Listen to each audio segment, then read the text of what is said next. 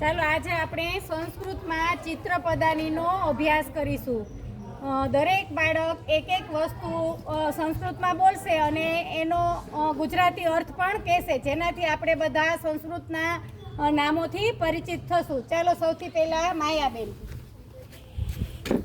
આમ્રફલમ કેરી, નૌકા હોડી, વૃક્ષ સાહિકા ખિસકોલી, પર્યકહ એટલે પલંગ, પત્રભાર એટલે પેપરવેટ,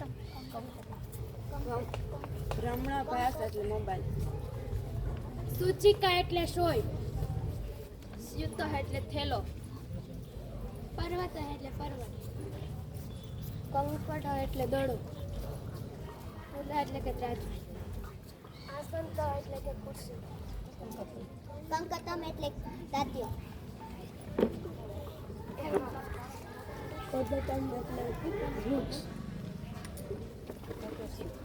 દંડાદીપા એટલે ટ્યુબલેટ,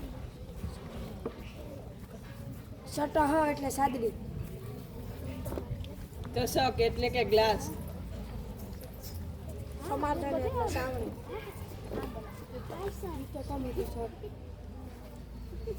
મિશ્રી એટલે મિશ્રણી એટલે સીડી, ઘટી એટલે ઘડિયાળ, ચપમાળા, ફેનકમ એટલે સાબુ, ઉપનેત્રમ એટલે ચશ્મો, નમઃ એટલે પંખો, માપિકા એટલે ફૂટપટ્ટી, પત્ર પેટિકા એટલે ટપાલ પેટી, સમારિકા એટલે ઇસ્ત્રી,